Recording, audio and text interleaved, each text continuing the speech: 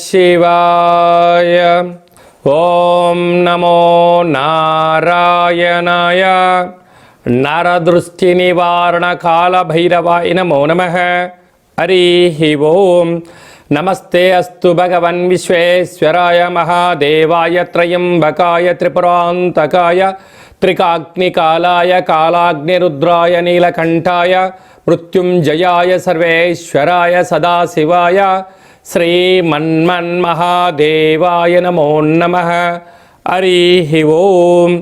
మా ఛానల్కి స్వాగతం. చూస్తున్న వీక్షకులకు ప్రేక్షకులకు ప్రియ కాల భైరవ భగవద్బంధులకి స్వాగతం పలుకుతూ మమ్మల్ని ఎంతగానో ఆదరిస్తూ ఉండబడినటువంటి ప్రియ సోదర సోదరి మణులు అందరికీ కూడా అందరికన్నా ముందస్తుగా మహాశివరాత్రి పండుగ శుభాకాంక్షలు. 16/2/2025 నుండి 28/2/2025 వరకు పుట్టినటువంటి వారందరికీ కూడా ముందస్తుగా జన్మదిన శుభాకాంక్షలు. గతంలో వివాహం చేసుకున్న వారికి వివాహ వార్షికోత్సవ శుభాకాంక్షలు. ద్వాదశ రాశుల్లో గ్రహ గమనాలు ఒకసారి వీక్షింపచేద్దాం. వృషభ రాశిలో దేవగురు బృహస్పతి సంచార స్థితి, కన్యరాశిలో కేతు సంచార స్థితి, కుంభరాశిలో రవి బుధ శని సంచార స్థితి, మీనరాశిలో రాహు సంచార స్థితితో ద్వాదశ రాశుల్లో గ్రహ గమనాలు ఈ విధంగా ఉన్నాయి. కుంభరాశి వారికి ఎలా ఉండబోతుందో ఈ వీడియోలో సవివరంగా సంపూర్ణంగా తెలుసుకుందాం. కుంభరాశిలో ఏ నక్షత్రాలు వస్తాయనగా ధనిష్ఠా నక్షత్రంలోని 3వ పాదం, 4వ పాదం, శతభిష నక్షత్రంలోని 4 పాదాలు, పూర్వభాద్ర నక్షత్రంలోని 1, 2, 3 పాదములు కలిపితే కుంభరాశి అవడం జరుగుతుంటుంది. చాలామందికి పుట్టినటువంటి కాల సమయంలో డేటా బర్త్లో లేనటువంటి కారణం వలన పేరు యొక్క మొదటి అక్షరాన్ని అనుసరిస్తూ ఆ రాశిని తెలుసుకునే ప్రయత్నం చేద్దాం. గు, గే, గో, సా, సి, సు, సే, సో, ద అక్షరాల వారందరూ కూడా కుంభరాశి జాతకులే. కుంభరాశి వారికి ఏళ్లనాటి శని ద్వితీయార్థము కూడా పరిపూర్ణం కాబోతున్నటువంటి సందర్భంలో మహాశివరాత్రి సందర్భంగా రాశిలోనే ఏడాది తర్వాత రవి భగవానుడు రవితో కలిపినట్టు బుధుడు సంచారం చేయడం వలన బుధాదిత్య రాజయోగం, అక్కడే శని సంచార స్థితి ఉండడం వలన కష్టపడి పనిచేయడం కుంభరాశి వారి వంతు. ఫలితాలంతనూ కూడా 10 మంది అనుభవించడం అనుకుంటూ ఉంటారు. అంటే సర్వే జనా సుఖినో భవంతు, లోకా సమస్త సుఖినో భవంతు అని చెప్పి బ్రాహ్మణుడు ఎలా చెప్తాడో కుంభరాశి వారు కూడా అందరూ బాగుండాలి, అందులో నేను ఉన్నా లేకపోయినా నాకు అభ్యంతరం లేదని అనుకుంటూ ఉంటారు. అలాగా ఈ వీడియో మీరు చూస్తున్నారు అన్నట్లయితే మహాదేవుడికి మహాశివరాత్రి సందర్భంగా అభిషేకం చేసే సమయం ఆసనమైందని చెప్పి గుర్తుపెట్టుకోగలగాలి. మహాదేవుడికి నవధాన్యాలను పాలతో పంచామృతములతో అభిషేకం చేయడం వలన సంపూర్ణ గ్రహ దోషం తొలగి గ్రహయోగం మీ సొంతం కాబోతుందని చెప్పి గుర్తుపెట్టుకోవాలి. మహాదేవుడు సిద్ధంగా ఉన్నాడు, స్మరిద్దాం, ధ్యానిద్దాం, అభిషేకం చేద్దాం, ఐశ్వర్యానికి ఆనందానికి స్వాగతం పలుకుతాం. అలాగే 2వ స్థానంలో శుక్రరాహుల సంచార స్థితి ఉండడం వలన దయచేసి అప్పులు ఇవ్వద్దు, అప్పులు తెచ్చుకోవద్దు. బ్యాంకు లావాదేవీలు, షేర్లు, ఓటీపీలు కొద్దిపాటి ఇబ్బందికరమైనటువంటి పరిస్థితి కనపడబోతుందని చెప్పి గుర్తుపెట్టుకోగలగాలి. అర్ధాష్టమ గురు సంచార స్థితి ఉండడం వల్ల విదేశాలకు వెళ్ళాలి అనే కోరిక మంచిదే, కానీ అనుకూలంగా లేదు. ధనపరమైనటువంటి ఇబ్బందులు, పెట్టుబడులు, వ్యాపారాలు, క్రయ విక్రయాలు స్వల్పంగా మందగమనం ఉండేటువంటి పరిస్థితి ఉంటుంది. సంతాన స్థానంలో కుజ సంచార స్థితి ఉండడం వలన నూతనంగా వివాహమైన వారికి పుత్రిక సంతాన యోగం, పిల్లల యొక్క చదువులు, అభివృద్ధి, అన్నింటా ఆనందకరమైన జీవితం పొందడానికి ఏర్పాటు చేసుకోవడం వల్ల ఆధ్యాత్మిక చింతన వలన మంచి రాజయోగం కుంభరాశి వాళ్ళ సొంతం కాబోతుంది. అదే కాకుండా అష్టమంలో కేతు ఉండడం వల్ల చిన్న చిన్న విషయాలకు ఆందోళన తగదు.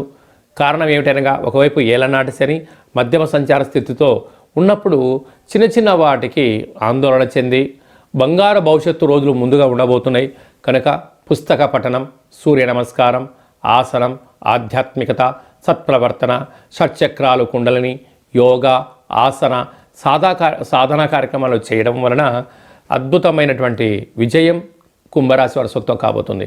అలాగా నీటి వ్యాపారస్తులు, సాఫ్ట్వేర్ ఉద్యోగస్తులు, హోటల్ వ్యాపారస్తులు, హార్డ్వేర్ ఉద్యోగస్తులు, సినిమా రంగంలో ఉండబడిన వారు, యూట్యూబ్, వాట్సాప్, ఫేస్బుక్, క్రియేటివిటీ రంగాల్లో ఉండబడిన వారికి అనంతమైనటువంటి శక్తి కుంభరాశి వారి సొంతం కాబోతుందని చెప్పి గుర్తుపెట్టుకోగలగాలి. ఫిబ్రవరి మాసంలో, మాఘమాసంలో, ద్వితీయార్థంలో ముఖ్యమైనటువంటి పండుగల గురించి క్లుప్తంగా సవివరంగా సంపూర్ణంగా తెలుసుకుందాం. 21వ తారీఖున మాఘమాస బహుళ అష్టమి అయినటువంటి అష్టమి శుక్రవార సందర్భంగా కాళాష్టమి సందర్భంగా కాళభైరవ స్వామికి స్మరణ, ధ్యానము, పుష్పాండ దీపము యోగదాయకం అని చెప్పి కూడా గమనించాలి. అలాగనే 26వ తారీఖున త్రయోదశి మాస శివరాత్రి, జన్మకో శివరాత్రి అని చెప్తూ ఉంటారు.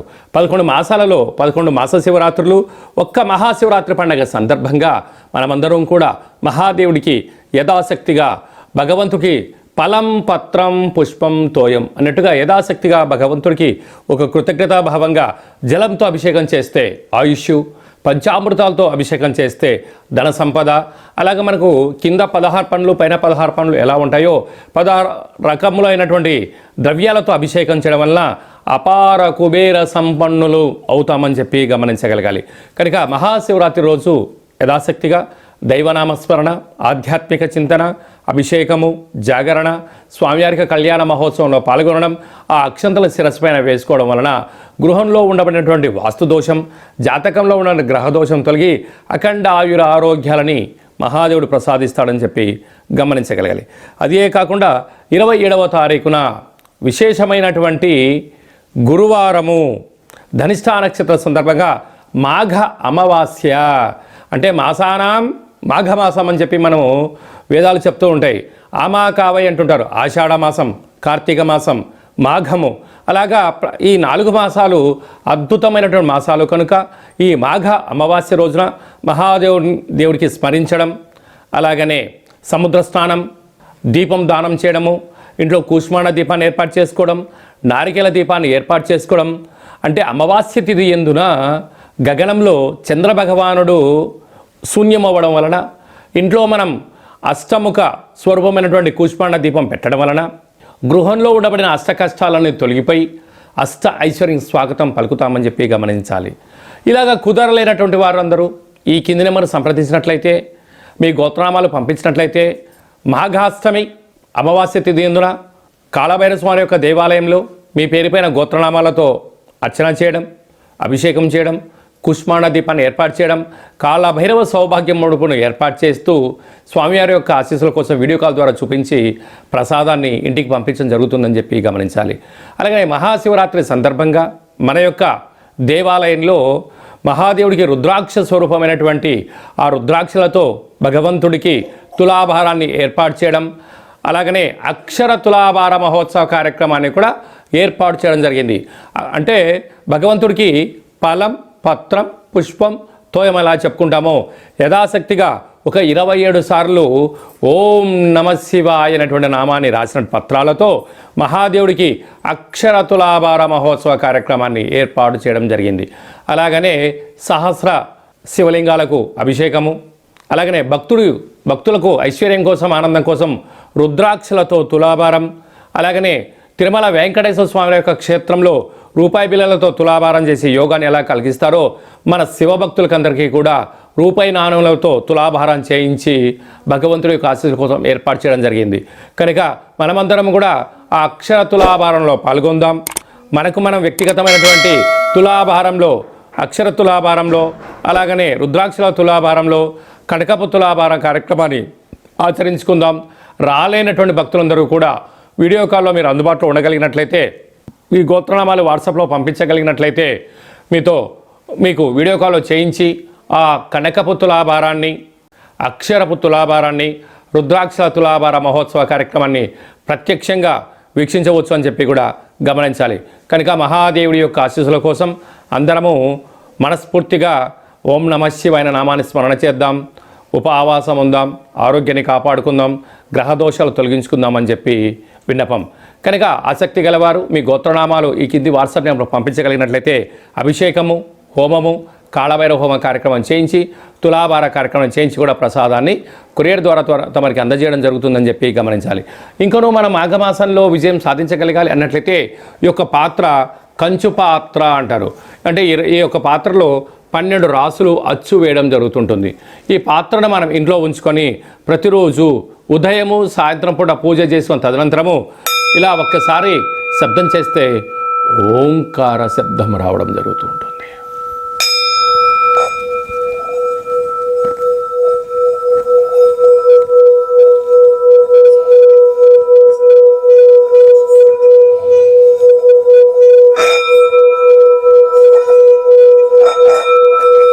యొక్క ఓంకార శబ్దాలను సృష్టించడం వల్ల మహాదేవునికి మనం అనుకుంటున్న కోరికలు వినవించుకోవడం, అనుకున్న పనులు విజయం సాధించడం, మనిషి శరీరంలో ఉండబడినటువంటి షట్చక్రాలైనటువంటి మూలాధార, స్వధిష్టాన, మణిపూరక, విశుద్ధ, అనాహత, ఆజ్ఞాన చక్రాలు వికసింపచేయడం, బ్రహ్మజ్ఞానం కలుగుతుంది, అదృష్టం కలుగుతుందని చెప్పి గమనించాలి. ఈ యొక్క అక్షయ పాత్రతో పాటు మీకు ప్రత్యేకంగా కాలభైరవ హోమము, 20 రకాల వస్తువులతో దిష్టి తీయించడం ఏర్పాటు చేయడం జరుగుతుంది. కనుక ఈ స్వామివారి యొక్క పాత్రను సొంతం చేసుకోవాలనుకున్న వారందరూ ఈ కింద నెంబర్ను సంప్రదించినట్లయితే, మీ అడ్రస్ పంపించినట్లయితే కొరియర్ ద్వారా కాళభైరవ స్వామికి అక్షయ పాత్ర అందజేయడం జరుగుతుందని చెప్పి గమనించాలి. మీ వ్యక్తిగత జాతకం తెలుసుకోవాలనుకుంటున్నారా? మీ పేరు, పుట్టినటువంటి తేదీ, నెల, సంవత్సరం, సమయం రాసి పంపించినట్లయితే 100 సంవత్సరాల జాతకాన్ని సవివరంగా, సంపూర్ణంగా, క్లుప్తంగా వ్రాయించి పంపించి మీరు పుట్టినప్పుడు గ్రహ గమనాలు ఎలా ఉన్నాయి, ప్రస్తుతం ఎలా ఉంటున్నాయి, రాబోయే కాలంలో ఎలా ఉండబోతున్నాయో సవివరంగా, సంపూర్ణంగా తెలియజేయడం జరుగుతుందని చెప్పి గమనించాలి. చాలామందికి పుట్టినటువంటి కాల సమయంలో డేటా ఆఫ్ బర్త్లు లేనటువంటి వారికి మీ పేరు యొక్క మొదటి అక్షరాన్ని అనుసరిస్తూ రాశిని తెలియచేస్తూ గ్రహ గమనాల్ని ఒకసారి వీక్షింపచేస్తూ భూత, భవిష్యత్, వర్తమానాన్ని రమణ శాస్త్రం ద్వారా అనగా గవ్వళ ద్వారా కాళభైరవ ఉపాసన చేత భూత, భవిష్యత్, వర్తమానం తెలియజేయడం జరుగుతుంది. కనుక జాతకాన్ని తెలుసుకుందాం, జీవితంలో అడ్డంకులను తొలగించుకుందాం, ఐశ్వర్యానికి, ఆనందానికి స్వాగతం పలుకుతామని చెప్పి గమనించాలి. కనుక జాతకాన్ని తెలుసుకోవాలనుకుంటున్న వారందరూ ఈ కింది నెంబర్ను సంప్రదించి అపాయింట్మెంట్ తీసుకొని సంప్రదించగలరు. అందరికీ శుభం, జయం, లాభం జరగాలని కోరుకుంటూ ఆశీర్వచనం. శతమానం భవతి శతాయు పురుష సతేంద్రియ ఆయుష్యేవేంద్రియే ప్రతిష్టతి ధనం ధాన్యం బహుపుత్రలాభం శత సంవత్సరం దీర్ఘమాయు సర్వే జనా సుఖినో భవంతు లోకా సమస్తా సుఖినో భవంతు సర్వం శివార్పణమస్తు. మరొక్కసారి మహాశివరాత్రి శుభాకాంక్షలు. ఈ వీడియో మీకు నచ్చినట్టయితే లైక్ చేయండి, షేర్ చేయండి, మా ఛానల్ని సబ్స్క్రైబ్ చేసుకోండి. మేము చేస్తున్న వీడియోలు, ఆధ్యాత్మికమైన వీడియోలు అందరికన్నా ముందుగా మీరు చూడాలి అన్నట్టయితే గంట సింబల్ను ప్రెస్ చేయండి, అలానే బటన్ తెలియజేయండి. భగవంతుడి యొక్క ఆశీస్సులు పొందండి.